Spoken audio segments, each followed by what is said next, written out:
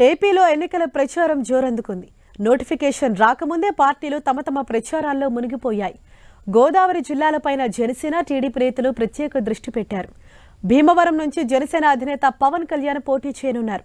దీంతో పవన్ కళ్యాణ్ ను గెలిపించుకోవటం జనసేన టీడీపీ శ్రేణులు ఉమ్మడిగా ప్రచారం ప్రారంభించారు.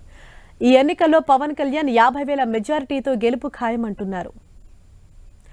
టీడీపీ జనసేన శ్రేణుల ప్రచారంపై మరింత సమాచారం మా ప్రతినిధి శ్రీనివాస్ అందిస్తారు. ఏపీ రాజకీయాల్లోనే భీమవరం హాట్ టాపిక్గా మారింది. ఇక్కడ నుంచి కూడా జనసేన అధినేత పవన్ కళ్యాణ్ పోటీ చేస్తున్నారు. ఈ నేపథ్యంలోనే జన సైనికులు అలాగే టీడీపీ కార్యకర్తలు అంతా కూడా ఉమ్మడిగా ఆ ఎన్నికల ప్రచారం అయితే కూడా ప్రారంభించడం జరిగింది. ప్రస్తుతం మనతో జనసేన అలాగే టీడీపీ నేతలు ఉన్నారు. సరే, ఏ విధంగా చూడాలి పవన్ కళ్యాణ్ గారు ఇక్కడి నుంచి పోటీ చేస్తున్నారని చెప్పి ఎలా ఉంది ప్రజల రెస్పాన్స్? మీరు ప్రచార కార్యక్రమం నిర్వహిస్తున్నారు. గత నెల రోజుల నుంచి కూడా భీమవరం నియోజకవర్గం మొత్తం ఇలా రోడ్లు కానివ్వండి, అదేవిధంగా పట్టణంలో ఉన్నటువంటి 39 వార్డులు కూడా తిరగడం జరుగుతుంది. సుమారు 50% అబోవ్ 25 వార్డుల వరకు మేము తిరగడం జరిగింది. ప్రతి వార్డు నుంచి కూడా జనసేన టీడీపీ సమన్వయపరుచుకుంటూ మరి డోర్ టు డోర్ క్యాంపెయిన్ చేస్తున్నప్పుడు మేము ఊహించిన దానికంటే ఎక్కువగా అనూహ్య స్పందన రావడం అనేది మేము చాలా ఆనందిస్తూ ఉన్నాం. ఎందుకంటే ఈ యొక్క జగన్మోహన్ రెడ్డి వచ్చిన నాటి నుంచి కూడా సుమారు 5 ఏళ్ళ నుంచి కూడా మరి భీమవరం అభివృద్ధి ఏ విధంగా కుంటుపడింది, అదేవిధంగా రాష్ట్రంలో ఉన్నటువంటి అభివృద్ధి ఏ విధంగా కుంటుపడింది, పేద ప్రజలంతా కూడా ఏ విధంగా ఇబ్బంది పడుతున్నారు అనేది కూడా ప్రజలంతా కూడా గ్రహించారు, పూర్తిగా అర్థం చేసుకున్నారు.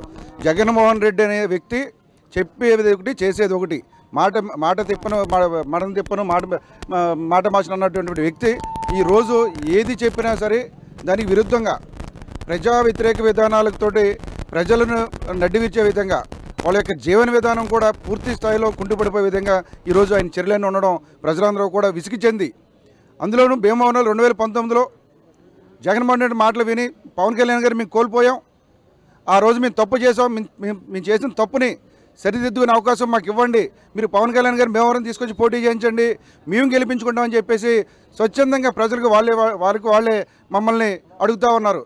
ఎట్టి పరిస్థితుల్లో కూడా భీమవరం చరిత్రలో లేని విధంగా అత్యధిక మెజార్టీతోటి భీమవరం చరిత్రలోనే ఇప్పటి వరకు రాని విధంగా మరి సుమారు 50,000 పైచిలకు మెజార్టీతో గెలుస్తారని చెప్పేసి మేము పూర్తిగా నమ్ముతున్నాం. ఎట్టి పరిస్థితుల్లో కూడా వైఎస్ఆర్సీపీకి డిపాజిట్లు కూడా తక్కువ. ఇక్కడ ఇంటింటికి తిరుగుతున్నారు, ఎలా ఉందని స్పందన? మహిళలు ఒకే మాట అంటున్నారండి. ఈసారి వైఎస్ఆర్సీపీ పార్టీ ఓటుకి 10,000 కాదు 20,000 ఇచ్చిన పవన్ కళ్యాణ్ గారి మీద వైఎస్ఆర్సీపీ పార్టీకి డిపాజిట్లు కూడా రావు, వాళ్ళు డబ్బు పంచొచ్చేమో కానీ ప్రజా ఆదరణ మొత్తం కూడా ఏకైక వ్యక్తి పవన్ కళ్యాణ్ గారి మీద ఉంది.